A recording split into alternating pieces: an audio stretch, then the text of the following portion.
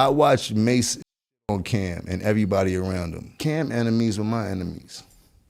Okay. Anybody Cam didn't like, I didn't like.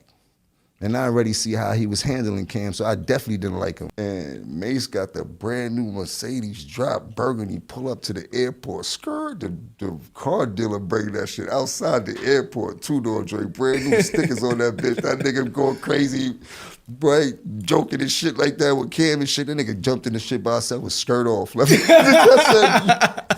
said, yeah, this nigga is a different type of animal. Had us doing dance moves, like coordinated dance moves on the speaker and shit like that. I never forget this shit, like matching outfits, coordinated dance moves, like what show? Well, Cam bust out that shit, like we ain't doing this shit no more. F all these niggas. Jim Jones finally breaks his silence, shedding light on why he chose to turn on Cam back in the day and attempt a partnership with 50 Cent, a move that, in hindsight, revealed 50 was playing him all along. You heard? I did what I wanted to do. I seen the shit wasn't going right, so I started doing what Jim Jones needed to do for Jim Jones. Because the nigga that was supposed to be the Don wasn't taking care of the capo. 50, what you did, so we was having interior problems at Dipset. Nobody knew about this. Nobody knew that we was like not on the same page. Right. So when me and you were battling during our music thing, you got members of Dipset to come to your show. And I'm like, so I'm sitting there like, yeah, that was this is kind of smoke. Cause I wouldn't have thought about reaching out to Yayo or Lloyd Banks. I'm like, niggas going public with this? I'm like, yo. What was your thought process behind saying, yo, you know what? Songs. What was how did this work? How did it go? In this exclusive interview, Jim dives deep into his past conflicts with both Mace and Cam. But before we get to the story of how 50 Cent set him up, let's unpack what Jim had to say in this candid conversation. Don't forget to check out the full interview, link below. I caught on before we was even famous. What you mean? I'm great at reading people's characteristics. I'm a very spiritual person, and I know who's who when I encounter them. And if you give me enough time around, you'll understand exactly who you are. You heard it, and I got to understand exactly how I need to use you in my life, or I don't need to be next to you. And at that point in my life, it was only two decisions. It was either go to the street or play your position. Yeah, nigga, you a boss and you help put everything together. This whole shit started in my grandmother's house. Mace, Cam, Bloodshed, all of that shit started out my grandmother's house. Everybody got signed living with me in my grandmother's house, with me, not with them. They was all living with me. This where the whole nucleus and everything started, from right then and there, and shit like that. And moving forward and shit like that, I had a decision to make over childish things that I seen people be doing childish things and shit like that. And I was like, well,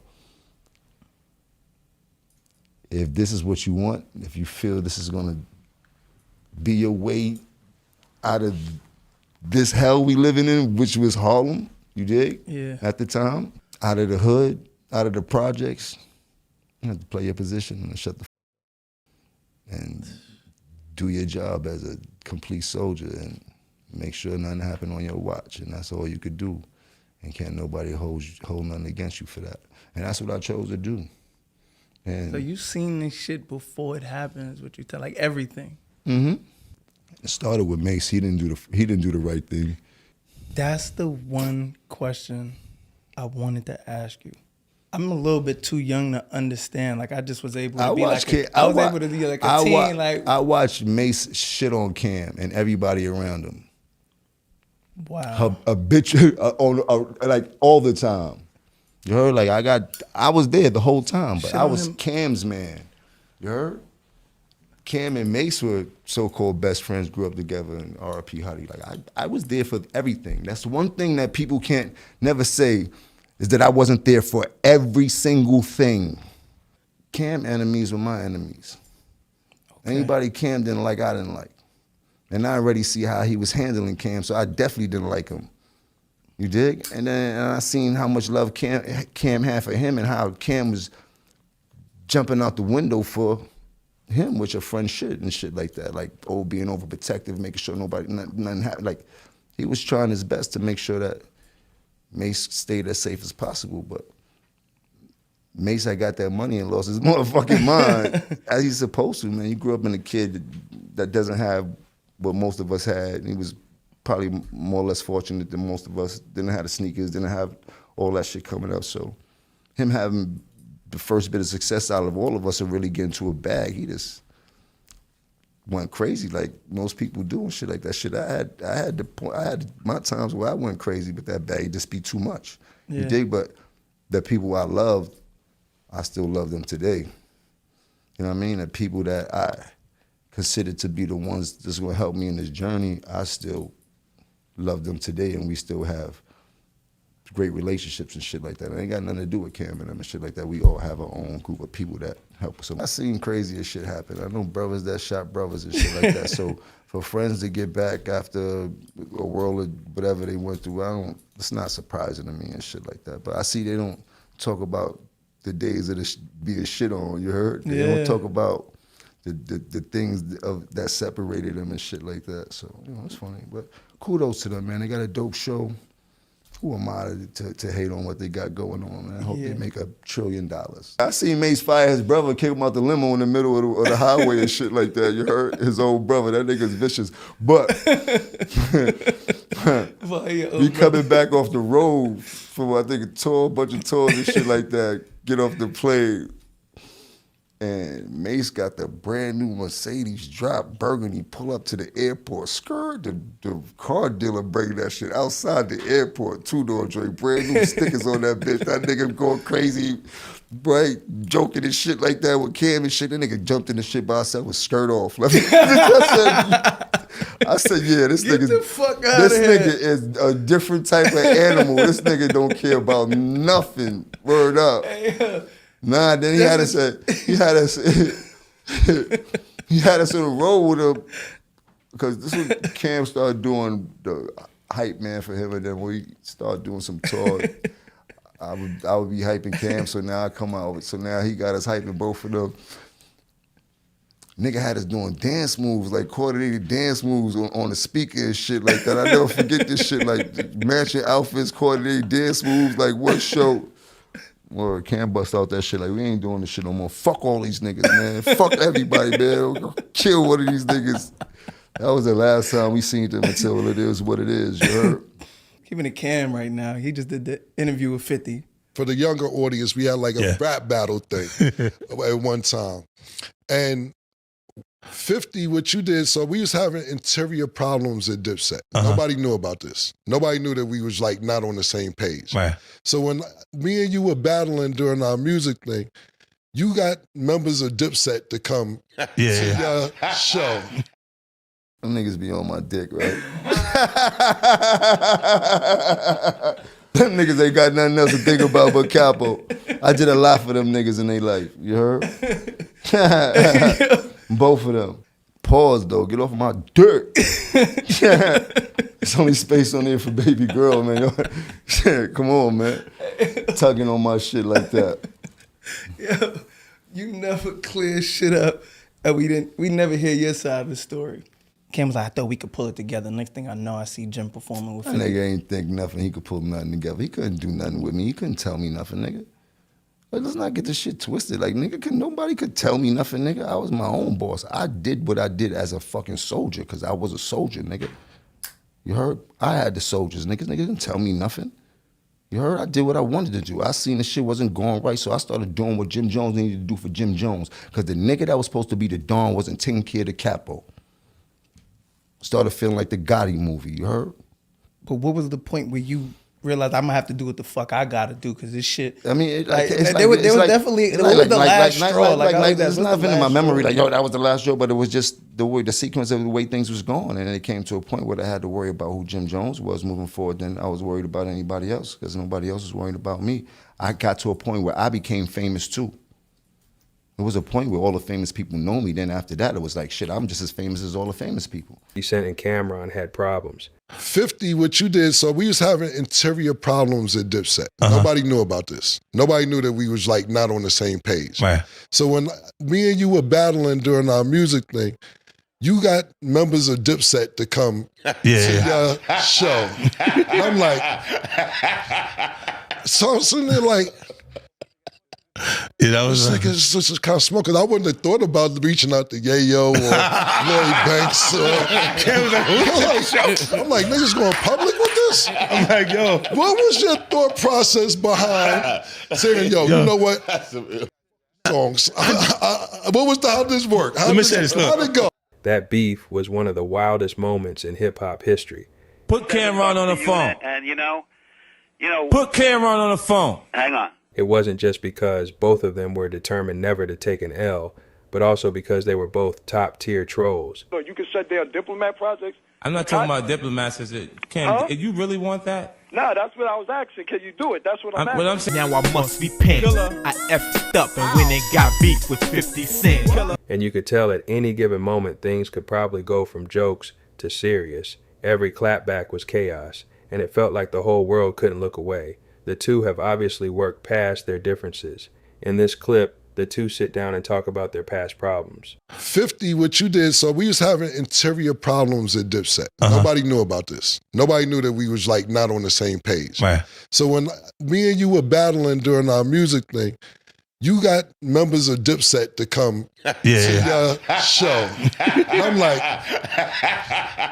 so I'm sitting there like, yeah, that was like it's just kind of smoke. Cause I wouldn't have thought about reaching out to Yayo or Lloyd Banks.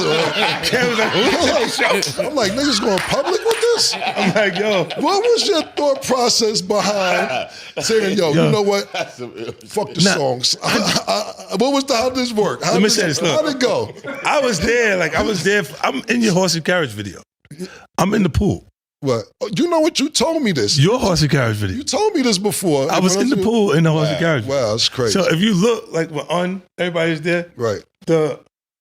Jimmy was not a rapper then. Right. He was your man, like on the side, like in the side, just he was not a rapper at all. Right. So when balling took place, and I'm looking and I'm going, oh, he having a moment. That's the Lloyd Banks. It's Lloyd Banks thing. He wanted that. He was watching them be that, like Mace be that, and Cam be that, and looked at, and it was finally he had one. Mm-hmm. And I just looked, and I knew I just took the shot, Murder, to see, because I wasn't sure he was gonna go for it. Mm-hmm. But I was like, we like Jimmy better than you anyway, Cam. Then you gotta watch to see how he responds. And then when you see, he like, oh shit, he really like that. Hey, get me Jimmy. Yeah, tell him we want him. We want you at the show, Jimmy. And I'm back. It's your boy 50 Cent bringing you more Rap City. It's going down right here. I know this is your favorite show right now because I'm on it. And I told y'all earlier I was going to bring somebody new in the G Unit. I might have a new signing, I might not. You see, I got the whole G Unit here. We're going to get it going. What you got back there? Oh, man. Hey, what you know? What you know? What's it's your man Jim Jones right here. Bought you the biggest record of last year, right? Oh yeah, we had a nice what we time call last that year. one? What we call that was one? balling. We still balling. What's poppin', big baby? Was balling. You know, so man, we got this. So why was you here? Right? We gotta do that one time. Tell me, I'll show you how you do it. You got to pass me the ball for That's how we gotta do that. Throw you the ball, baby. You know what I mean? Shit, we here. I just came to show some support. You know, I respect Gina G Unit is one of the few movements that I do respect in this game and things like that. You know me, I'm a hustler, so I'm always open for money and things like that. But that's what this is. This is the ultimate hustler version of Rap City right here. It's still diplomats though, baby. Yeah, let's talk about how like what you got going on. Oh, now you know I got a new deal pending. I don't want to break no hearts and shake the tables too much, but somebody to offer me a whole bunch of money that I can't refuse and things like that. Well, but, don't blow that till negotiations is done. I'm not gonna blow that up too much, but I think it's pretty much done. You dig? But besides that, the album coming out, y'all look forward to that Bird Gang album, Dipset, G Unit. Don't be scared. That's right. We brought you Jim Jones. We brought you Jim Jones, and be surprised because we got more surprises to come. More Rap City.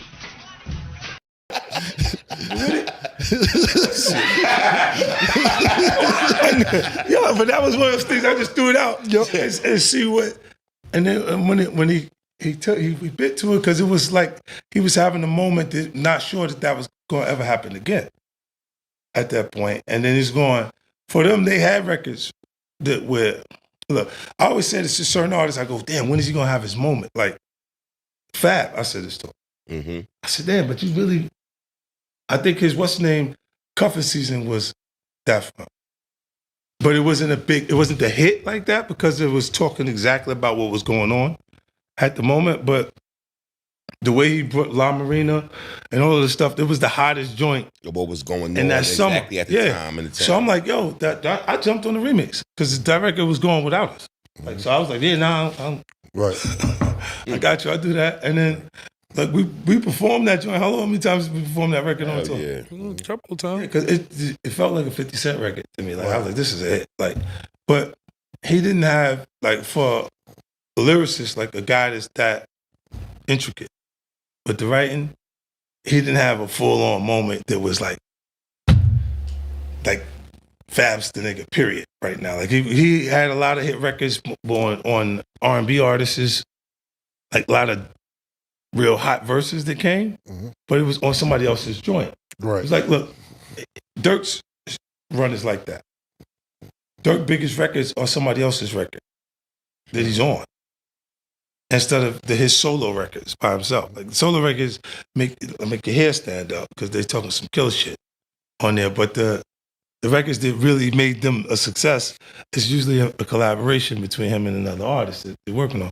But I was looking, going, when are you gonna have that moment specifically? And I know Jimmy was looking at that like it was someone else at the top of our culture acknowledging. Right. Yeah. How you felt when Jim did that shit, Cam? So it's over. It's over. No, because this what happened. So, like, you know, Fifth had sent niggas to my office with black roses and a little coffin. And I was like, all right, cool. Then I did the video. So I was like, all right, cool, this is cool. I remember this real talk. I was on probation at the time. My probation officer was like, come down to probation or we're going to lock you up on Thursday. I'm like, what the fuck I did? And New York City Intel was there. And New York City Intel said, what's going on with you and 50 Cent? I said, it's some music shit. What the fuck are you talking about? They said, well, this seems like it's one. I say, yo, he puts people out of business. I got to respond. That's worth everything. Had the same kind of vehicles Obama had. This brings us to number 2, Camron. 50 was putting out of business with his diss songs. I'm like, hold on, we can't let this put us out of business now. Killer, bases loaded. Or wonder what happens when two of New York's biggest rap icons collide? The 50 Cent and Camron beef brought the heat with high-profile disses and unforgettable moments that left their mark on hip-hop.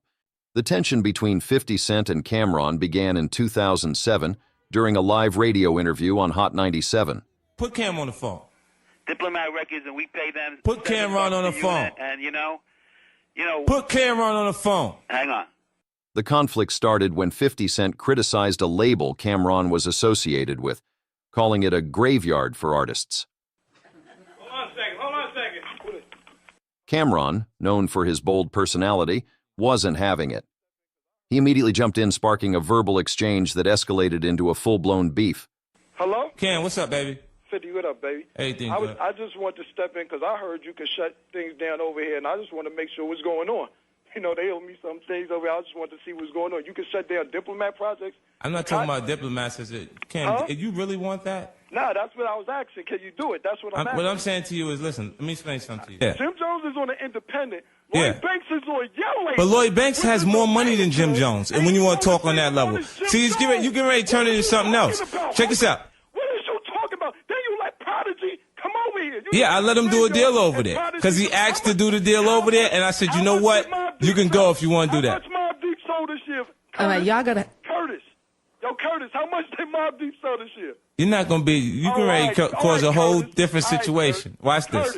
How much Let's not make it a different situation. He thinks that it's good. He thinks that it's good to go in the competition. I'm not going to stop competing. How much did the mob sell, Curtis? Both rappers quickly took the feud to the booth, releasing diss tracks aimed at each other. 50 dropped funeral music, while Camron hit back with Curtis. The beef involved back-and-forth shots in interviews and on social media, with each side leveraging their wit and influence to outdo the other. Though the beef eventually simmered down, it remains a memorable chapter in hip-hop, showcasing both artists' ability to entertain and clash in the spotlight. The two would eventually resolve their issues. In this clip, Camron shows respect to 50's legendary ability to troll and acknowledges that it was powerful enough to put artists out of business. I went at 50 because he had did a diss record. 50's funny, like I had an office in Asylum at Warner Brothers. He had like 2 big-ass security bring black roses to my office, a box of black roses. And I was like, this is cute, this is gonna be fun. And that's when I made the song Curtis. Curtis, a lot of people didn't know his name was Curtis till I did the song Curtis. But 50 was putting us out of business with his diss songs. I'm like, hold on, we can't let this put us out of business now. Because 50 was putting us out of business with his diss shit. He puts us out of business. So that's why I went. I'm sorry, 50, I'm sorry, Nas, I'm sorry. I gotta do this commercial so I can pay my bills. Sprint is not playing. Listen. I'm so broke I can't pay my rent. Now I must be paying. I effed up and went and got beef with 50 Cent. I told these niggas this. I'm like, yo, the man puts people out of business. You gotta say something. Then one officer's like, yeah, he does, man. He does. It's like, it's just on me. Y'all gonna talk to him? Like, they like, yeah, his flight is late. We're gonna have a conversation with him too. So the more of the story is, like I said, Dipset at that time kind of really wasn't on the same page, but it wasn't public, external. Yeah. And I was like, maybe I could fix this shit before it gets out of hand. And that's where my mind frame was at. But then when niggas went on stage, I'm like, yeah, that was Apollo. Shit that spun out of nigga. It is a checkmate moment, which was, I said, this nigga's devious right here. Devious shit right here. But I respect it. I liked it, that shit. I liked it, that shit. Yo, you gotta figure it out, because collectively, there would have been an issue. At that point, there was, that momentum was there. So you gotta look and go, every time, like I would look at it and say, how did I used to study Joe and them? I knew everybody in the background. That guy, the third guy in the back on the corner, yeah, they from Highbridge. You know what I'm saying? Yeah. Like I'm like this and that. Like I figured we knew all of them. Like so, if something happened, I could immediately respond to it. You know what I'm saying? And we was in it was an award show. No, it was Chris Lighty's thing. With Joe and them crews there. Pete and his mans they was going in before us, and they let Joe in and didn't let his people in behind him. And then when I came to the door, I was like, no, you gotta let them in. And it's like yeah, they was gonna let my entourage in, but they stopped a couple guys that was with him. But I'm knowing that this is like Pete and the other one that Rich, so my Rich, him and Rich. Nah, not Rich. It was another one. It was he was gonna go. That was Joe? Yeah, I think he had a baby by Erica Mena. What was his name? Oh, I think he passed away. Yeah. All right, copy. Yeah. But he was one of the ones out of their little crew that they knew to go for. And I'm like, you don't want to leave them out here because it's going to leave them off balance. Right. If his guys that really got him is not there, he's going to be feeling uncomfortable. I'm like, I got them in. So when Joe looked to Pete and Pete go, nah, we good. It's good. He's like, nah, we good. He said, he got us in. I was like, what the fuck? Yeah, he got him in, because I'm like, if he was there and uncomfortable or balanced, he might have made a move that made me have to do something. Right. You know what I'm saying? And then that would have just fucked up the whole thing, because we was really there for the right reasons. Right. You know what I'm saying? With Chris and everything. Then that's what's up. So cool. It worked itself out. Fifth, thanks for coming. Murder, we waiting on the year wrap up. Yo, salute to you too, man. We gonna get you your roll-ups. Sire Spirits, make sure y'all check out the residency here in Vegas. December 27th too. Yeah, the 27th to the 4th. January 4th. Yeah. 4th. Make sure y'all come. Let me ask you something real quick before we go. Do you usually work on New Year's? Anyway, usually, yeah. I get out. Work on New Year's, Christmas, his birthday. It's no holiday. Everything, nigga. No holidays. It don't stop, nigga. No holidays. I be feeling better about when you do decide you want to spend money or do you want to do some shit, just like what? No matter how random it is, it's fine, because I've worked all through. I've done everything to make it okay for me to be random. Right. That's the way I look at it, and then that's why I keep going. And then they'll complain, but these niggas got a good life, man. Oh shit! They got a really good life. There's no complaining over here. Nigga. Yeah. Lloyd Banks is very upset that this nigga has all his money. Here this nigga go. He has all of his money. This nigga go. Look at Ye. Look at Ye. He got to sustain his relationship. Fifth, man. Yeah, I see. That's your man, right? Yeah. That's right. Yeah, that's right. I said no. I don't know that, but I can tell by your face. Yeah, you there like, you go. Nigga, Stay out of it, bro. Yeah. 50 crazy, man. Stay out of this shit. That's what's up, man. Fifth here bought this fucking little horsepower for the road. 50 had problems with more celebrities than Cam. Click this next video to see how brutal he was to people that didn't have skin as thick as Cam. The video quickly caught fire on social media, where users turned the scene into a meme. Final stop of the day.